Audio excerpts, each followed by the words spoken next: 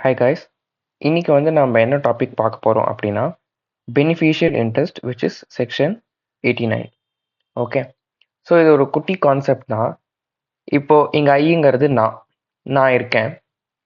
ஆர்ஐஎல்லுங்கிறது Reliance industries limited, R நீங்கள் உங்கள் எக்ஸாம்பிளுக்கு எனி கம்பெனின்னு வச்சுக்கோங்க, ஒன்றும் பிரச்சனை கிடையாது. ஓகே, ஸோ இப்போது நான் டைரெக்டாக இந்த கம்பெனியில் இன்வெஸ்ட் பண்ணாமல் நான் என்ன பண்ணுறேன், என்னோட டிரைவர் மூலயமா இன்வெஸ்ட் பண்ணுறேன். நாட் நெசசரி டிரைவர், ஒரு எக்ஸாம்பிளுக்காக சொல்கிறேன், it can be any one. Okay, so நான் என் டிரைவருக்கு ஒரு 50 lakhs தரேன். அண்ட் அந்த 50 lakhsக்கு டிரைவர் ரிலையன்ஸோட ஷேர்ஸை வாங்கிக்கிறாங்க. ஓகே, ரிலையன்ஸ் இண்டஸ்ட்ரீஸ் லிமிடெட், அதுதான் ஆர்ஐயில் ஷார்ட் ஃபார்மில் போட்டிருக்கேன். இப்போது registered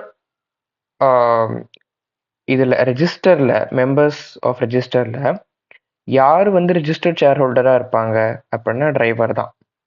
but actually if you see யார் ஓனர்னா நான் தான். நான் என்ன பண்ணுவேன், இந்த 50 lakhsக்கு ஷேர்ஸை நீ வாங்கிக்கோ, நீயே வச்சுக்கோன்னு சொல்லி விட்டுற மாட்டேன். அதுலேருந்து வர்ற டிவிடெண்ட், அதுலேருந்து வர்ற போனஸ் ஷேர்ஸ் எல்லாத்தையும் at the end of the day enjoy பண்ண போகிறது நான் தான். டிரைவருங்கிறது இட்ஸ் சிம்பிளி லைக் ஒரு ஒரு பகட காய் மாதிரி. நான் ஜஸ்ட் என்னோட மூவ்ஸ்க்காக நான் யூஸ் பண்ணிக்கிறேன், அவ்வளோதான். ஓகே, ஸோ இந்த மாதிரி ஆக்சுவலாக பண்ணலாமா லீகலா அப்படின்னா யூ கேன் டூ இட். ஆனால் என்ன அப்படின்னா இந்த கேஸில் நான் நான் அண்ட் டிரைவர் என்ன பண்ணணும் அப்படின்னா 30 daysக்குள்ள அந்த கம்பெனிக்கு we have to inform that இந்த மாதிரி பண்ணுறேன் அப்படிங்கிறது. ஸோ நீங்கள் கேட்கலாம், இந்த ப்ரொவிஷனே அப்போ ரொம்ப வேகாக இருக்கே, இதுக்கு நானே வாங்கிட்டு போயிடலாமேன்னு. பட் ஸ்டில் ப்ரொவிஷனில் இருக்குது, அதனால நான் சொல்கிறேன். ஸோ நான் இல்லைன்னா டிரைவர் 30 daysக்குள்ளே we have to inform the company that இந்த மாதிரி ஒரு டிரான்சாக்ஷன் நடந்திருக்கு.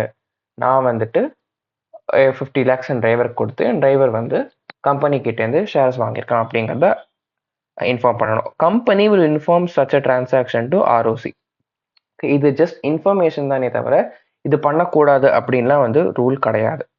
ஓகே, ஸோ பேசிக்கலி என்னன்னா அதான், இப்போ எதாவது மீட்டிங்ஸ் நடக்குது, எதாவது ஓட்டிங் பண்ணணும் அப்படின்னாலும் எல்லாமே at the end of the day நான் தான் பண்ண போகிறேன்.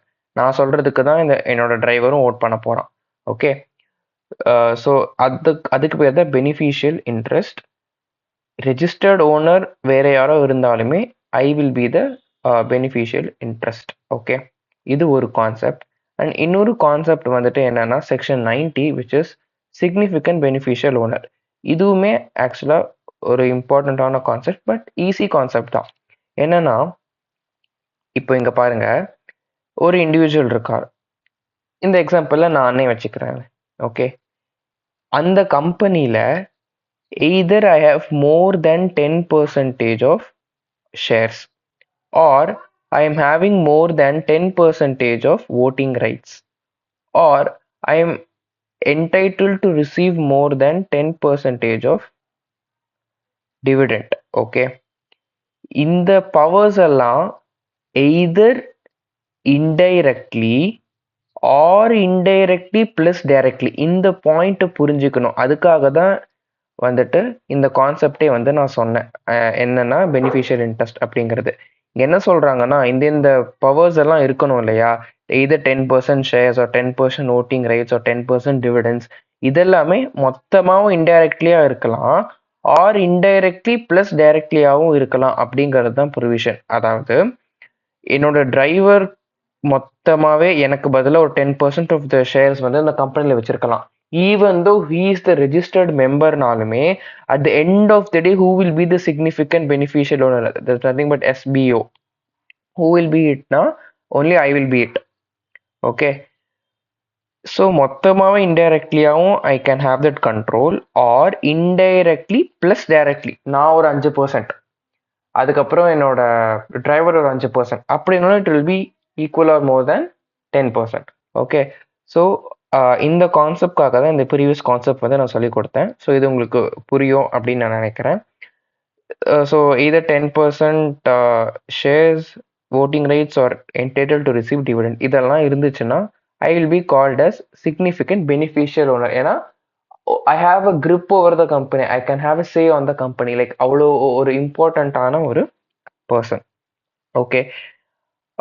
ஸோ இந்த எஸ்பிஓ வந்துட்டு இந்த மாதிரி நான் எஸ்பிஓ அப்படின்னு தெரிஞ்சிச்சு அப்படின்னா 30 டேஸ்க்குள்ள I have to declare to the company in BEN 1 form.